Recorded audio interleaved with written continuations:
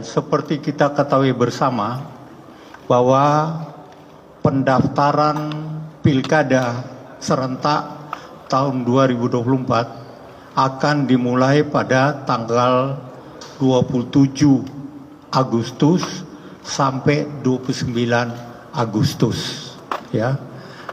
Nah, sekarang sudah tanggal 18 Juli 2024, artinya tinggal 1,5 bulan lagi waktu ya kita untuk segera menyampaikan pasangan calon dari masing-masing partai. Sebenarnya Partai Golkar sejak tanggal 11 November 2023 telah mengeluarkan 1117 surat perintah penugasan kepada Bacakada dari internal Partai Golkar untuk melaksanakan tugas-tugas. Nah, tugas-tugas yang diberikan waktu itu adalah bagaimana mereka melaksanakan panca sukses dari Partai Golkar. Panca sukses itu artinya di situ ada sosialisasi bagaimana kita visi Indonesia sejahtera tahun 2045 ya. Kemudian kedua juga mereka diperintahkan untuk membantu konsolidasi dari DPD kabupaten kota di mana mereka bertugas atau ikut pilkada nanti, dan yang paling penting mereka membantu mensukseskan pemilihan presiden, kemudian pemilihan legislatif, dan pada gilirannya adalah pilkada yang akan dilakukan pada tanggal 27 November 2024 nanti. Nah, dari 1117 sebenarnya ada provinsi yang calonnya lebih dari satu. Kenapa kita memberikan surat perintah? Ya karena masih banyak. Karena kabupaten, provinsi itu bisa lebih dari satu ya.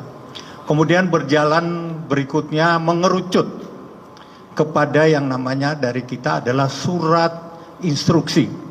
Kalau surat perintah masih umum, banyak orang. Nah, waktu kita mengeluarkan surat instruksi itu sudah kepada calon, tinggal satu calon, tiap-tiap kabupaten, kota maupun provinsi. Nah, apa yang dia harus lakukan setelah mendapatkan surat instruksi ini?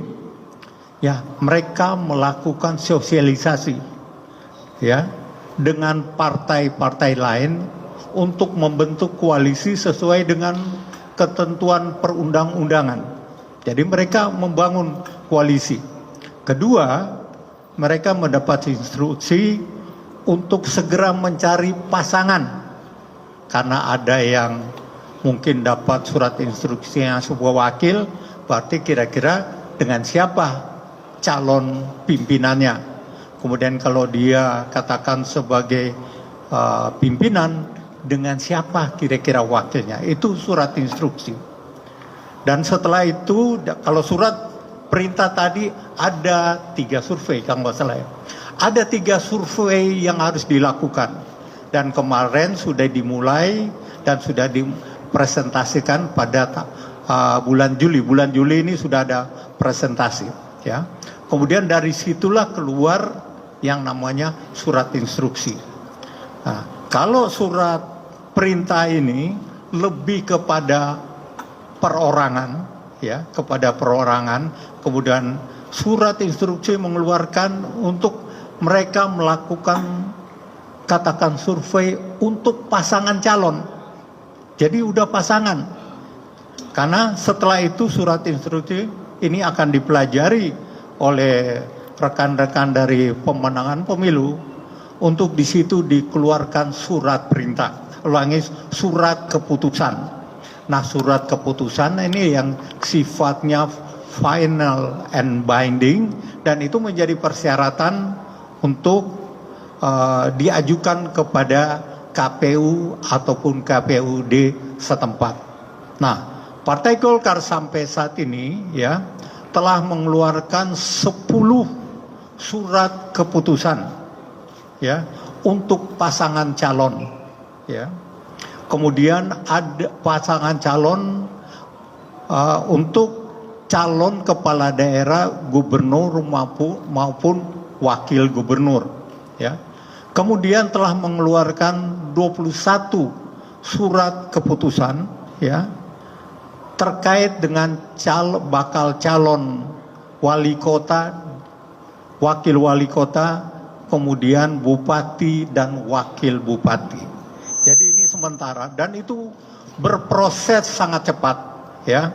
Karena setelah mereka dari surat instruksi itu, ya, mereka biasanya sebelum dapat surat instruksi, biasanya mereka sudah punya, karena mereka sudah kerja ya, mereka sudah punya koalisi, sudah membentuk koalisi, sudah punya pasangan calon. Setelah kita sampaikan ini biasanya akan cepat bergulir, sehingga diharapkan sebelum waktu yang ditentukan bahwa Partai Golkar telah memenuhi syarat di seluruh katakan 37 provinsi, kemudian 508 kabupaten kota, karena ada 7 kabupaten kota di DKI tidak ikut pilkada, kemudian 1 provinsi daerah istimewa Yogyakarta tidak ikut pilkada, jadi hanya 37, dan itu terus bergulir. Dan mudah-mudahan dengan mengacu, dengan melihat evaluasi pilpres dan pileg lalu, Partai Golkar itu insya Allah atas bantuan dari rekan-rekan wartawan juga, kita akan memenuhi target kita yaitu 60%. Ini bukan target yang muluk-muluk, karena pilkada terakhir tahun 2020 target kita sama 60%, tetapi yang kita dapat waktu itu adalah 61,11%. Dan insya Allah ya pada pilkada 2024 target kita akan kejar sebesar 60%. Demikian yang